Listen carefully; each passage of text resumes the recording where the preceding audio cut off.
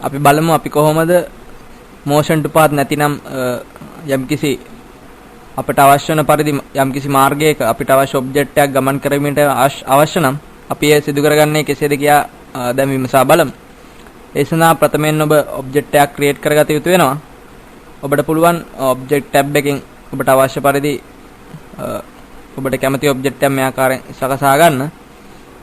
ඔබ ඔබ්ජෙක්ට් එක ක්‍රියේට් කරගත්තා නම් ඔබට පුළුවන් මෙම shape ටැබ් එක ක්ලික් කර එහි තිබෙන මෙම line shape යන ඔබ්ජෙක්ට් එක ක්ලික් කර මෙම top view port එක භාවිතා කර ඔබට අවශ්‍ය පරිදි එම ඔබට අවශ්‍ය මාර්ගය මෙම line shape මගින් ඔබට සකසා ගන්න පුළුවන්. මේ ආකාරයෙන් ඔබට එය සකසා ගැනීම අපහසු නම් ඔබට පුළුවන් මෙම top view port එක min max toggle එක මගින් maximize කර ගැනීමට. දැන් අපි බලමු අපි කොහොමද එම path එක සකසා ගන්නේ කියලා. ඒ සඳහා ප්‍රථමයෙන් ඔබට හැකියාව තිබෙනවා මේ ආකාරයෙන් ඔබගේ left mouse button එක භාවිතා කර ඔබගේ top view port එක මේ ආකාරයෙන් එකවරක් ක්ලික් කර විට මේ ආකාරයෙන් ඔබට පුළුවන් line එක අවශ්‍ය පරිදි සකසා ගන්න.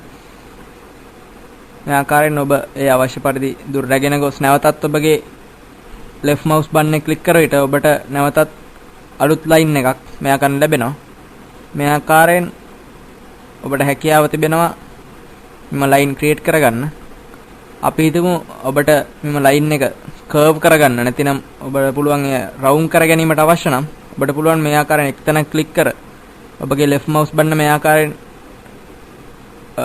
move කර විට ඔබට පෙනෙනවා ඇති එය curve වන ආකාරය. මේ ආකාරයෙන් ඔබගේ line එක සකසාගෙන ඉවර නම් ඔබට මෙම line shape එකෙන් ඉවත් වීමට අවශ්‍ය නම් ඔබට පුළුවන් ඔබගේ right mouse button එක ක්ලික් කර විට ඔබට එයින් ඉවත් වීමට හැකියාව ලැබෙනවා.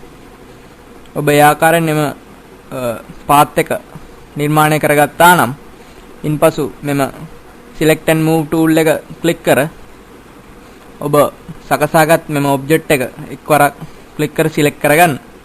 ඉන්පසුව මෙම create modify එමෙන්න motion display utilities යන ටැබ් වලින් මෙම motion ටැබ් එක ක්ලික් කර එහි මෙම assign controller යන ස්ථානයේ තිබෙන මෙම transform position and rotate යන ස්ථානයේ ඔබට පෙනෙනවා ඇති. එහි position xyz එමෙන්න rotation ඒ උල xyz එමෙන්න scale bezier scale වශයෙන් සඳහන් වී ඇති ආකාරය ඔබට පෙනෙනවා ඇති. ඔබට පෙනෙනවා ඇති මෙම ප්‍රශ්නාර්ථ ලකුණක් සහිත බටන් එකක් තිබෙනවා. නමුත් එය භාවිතයේ දැනට නැහැ. නමුත් ඔබ මෙම position මෙම transform position and rotate යන ස්ථානයේ තිබෙන මෙම position යන ස්ථානයේ ක්ලික් කර විට ඔබට පෙනෙනවා ඇති එය දැන් අපිට භාවිතා කිරීමට හැකි තත්ත්වයටපත් වුණා. නැතිනම් මේ active වුණා. ඔබ ඒ එක්වරක් ක්ලික් කර විට මේ ආකාරයෙන් assign position control වශයෙන් window එකක් ඔබගේ තිරේ විවෘතනවා. එහින් මෙම path constraint යන වචනේ select කර ඉන්පසු okay කරන්න. ඉන්පසු ඔබට මෙම timeline එකේ වෙනස දැක් ගන්න පුළුවන්. එහි අප පෙර පාඩමේදී අප auto key activate කර මේ ආකාරයෙන් අප animation එක ලබා දුන්න විට පැමිණි ආකාරයට කුඩා රතු පාට කොටු දෙක නැවතත් පැමිණ තිබෙන ආකාරය ඔබට පෙනෙනවා ඇති. මෙහිදී අප animation එකක් කිරීමට යන බැවින් එය අපට ලැබී තිබෙන්නේ එම නිසයි. එමෙන්න ඔබ මා කීදේ සකසා ගත්තා නම් ඔබට පුළුවන් මේ ආකාරයෙන් මෙම පහළට පැමිණෙන්න. එහි මෙම path parameters යටතේ තිබෙන මෙම add path යන බටන් එක ක්ලික් කර ඉන්පසුව ඔබට පෙනෙනවා ඇති ඔබ මේ viewport එකේ මෙම අප සකසාගත් path එක මතට ඔබගේ mouse pointer එක ගෙනාව විට වෙනස් වන ආකාරය. ඒ ආකාරයෙන් මෙම path එක මතට ඔබගේ mouse pointer රැගෙන විත් ඔබ මේ ආකාරයෙන් ඔබගේ left mouse button එක ඒ මත තබා එක්වරක් ක්ලික් කර විට ඔබට පෙනෙනවා ඇති අප සකසාගත් ඔබ්ජෙක්ට් එක එම අප නිර්මාණය කරගත් path එක මතට පැමිණි ආකාරය.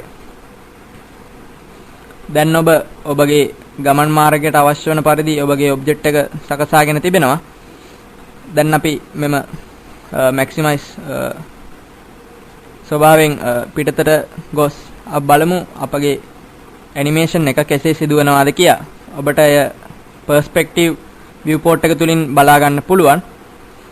ඔබට පුළුවන් එය ඔබගේ right mouse button එක click කිරීම මගින් මේ ආකාරයෙන් active කරගන්න. ඉන්පසු ඔබට පුළුවන් මෙම play animation යන button එක click කළ විට ඔබ ලබා දුන්න animation එක බලා ගන්න. දැන් මම මෙම play animation යන button එක click කරනවා.